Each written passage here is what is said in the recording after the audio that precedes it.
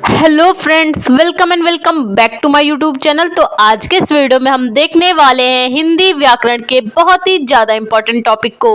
तो टॉपिक देख सकते हैं आप, टॉपिक है आपका संदेह अलंकार। क्या होता है संदेह अलंकार, परिभाषा कैसे लिखनी है, उदाहरण कैसे देना है, स्पष्टीकरण आप कैसे दे पाएंगे, सब कुछ वीडियो में बताएंगे। तो वीडियो पे अगर आप पहली बार आए हैं तो चैनल को भी सब्सक्राइब कर लेना ताकि आने वाले वीडियोस की नोटिफिकेशन आपको आसानी से मिले। तो संदेह अलंकार कैसे पहचान पाएंगे, इसको पहचानने की ट्रिक है। इसमें होता क्या है, संदेह होता है, चीजों को देखने का भ्रम होता है, समझ में नहीं आता कि ये चीज ये है कि वो चीज असली है, ये चीज असली है कि वो चीज असली है।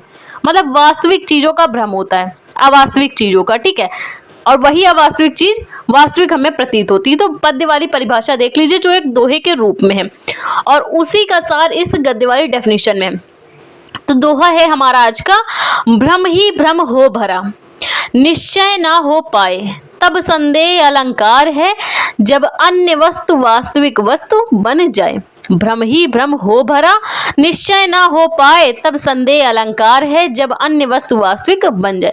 भ्रम ही भ्रम हो भरा, जहां पर मान लीजिए कोई कविता है, भाई संदेह अलंकार कहाँ यूज होगा, काव्य या साहित्य में। मान लीजिए कोई कविता है, उसमें कुछ इस प्रकार से रखा गया कि भ्रम ही भ्रम लग रहा हो, ठीक है, भ्रम ही भ्रम लग रहा हो, और या निश्चय हो नहीं पा रहा हो कि वो चीज वही है या कोई और। जैसे ये पेन है हमारा और ये इसका कैप है, तो हमें क्या लग रहा है, ये पेन बिना कैप का है, देख रहे हैं ना, बिना कैप का है। लेकिन हमें क्या भ्रम हो कि इस पेन में कैप लगा है, हमें क्या भ्रम हो कि इस पेन में कैप लगा हो, ठीक है। और कभी हमें लगे कि इस पे कैप नहीं है, कभी लगे कि कैप है और कभी लगे कि कैप नहीं है, बल्कि वास्तव में इसमें कैप नहीं है ना, वास्तव में इसमें कैप नहीं है, लेकिन हमें भ्रम हो कि इस पेन में कैप लगा है। तो उसे हम क्या कहेंगे, संदेह अलंकार। संदेह हो रहा है कि ये चीज है कि नहीं, कैप वाला पेन है या बिना कैप वाला पेन है। तो इसी प्रकार होता है संदेह अलंकार। भ्रम ही भ्रम हो बरा, निश्चय ना हो पाए, तब संदेह अलंकार है, जब वास्तविक अन्य वस्तु वास्तविक बन जाए। कोई अन्य वस्तु, यानी कि बिना कैप का पेन था और हमें ऐसा प्रतीत हो रहा था कि ये पेन कैप इसमें बंद है, ठीक है। तो वही चीज है, देख सकते हैं आप डेफिनेशन में। जब काव्य या साहित्य में, कहाँ पे यूज होता है अलंकार, रसछंद अलंकार, साहित्य में और काव्य में। जब काव्य या साहित्य में किसी अन्य वस्तु की संभावना दिखाई दे, जो वस्तु नहीं है उसकी संभावना हमें प्रतीत हो, ठीक है। जब काव्य या साहित्य में किसी अन्य वस्तु की संभावना दिखाई दे, अर्थात जब किसी वस्तु में अवास्तविक वस्तु के कारण संशय होने लगे, जब किसी वस्तु में अवास्तविक वस्तु के कारण संशय प्रतीत होने लगे, वहां पे क्या होता है, संदेह अलंकार होता है। क्या होता है, संदेह अलंकार होता है।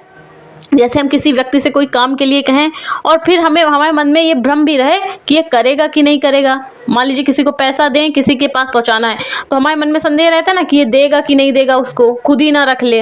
तो ये क्या है, संदेह है, भ्रमित तो हो रहा है हमको।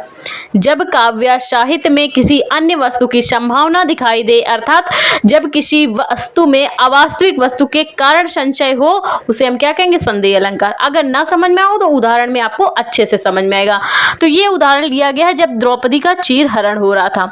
तो एग्जाम्पल है आपका, सारी बीच नारी है, सारी बीच नारी है कि नारी बीच सारी है। सारी के बीच में नारी है, या देख सकते हैं सारी के बीच में कौन था, द्रौपदी का चीरहरण हो रहा था दुर्योधन द्वारा, ठीक है। और जब श्री कृष्ण भगवान ने साड़ियां बढ़ा दी थी, उसी का सार है। सारी बीच नारी है कि नारी बीच सारी है, सारी ही की नारी है कि नारी ही की सारी है। तो यहाँ पे कहा क्या जा रहा है, जब द्रौपदी का चीर भगवान कृष्ण ने इस प्रकार बढ़ाया था तो हमें संशय हो रहा है कि सारी के बीच में नारी है। इतनी ज्यादा साड़ियां बढ़ा दी गई थी कृष्ण भगवान द्वारा कि ऐसा लग रहा था कि सारी के बीच में नारी है या नारी के बीच में साड़ी है। इतना ज्यादा, मतलब एक जैसे होता ना, जैसे प्याज में खूब सारे छिलके हैं, बंधे में काफी सारे छिलके होते ना, उसी प्रकार ये कह पाना बहुत मुश्किल हो रहा था कि साड़ियों का जो ढेर है चारों तरफ जो लगा, उसके बीच में नारी है यानी द्रौपदी जी है, या जो नारी है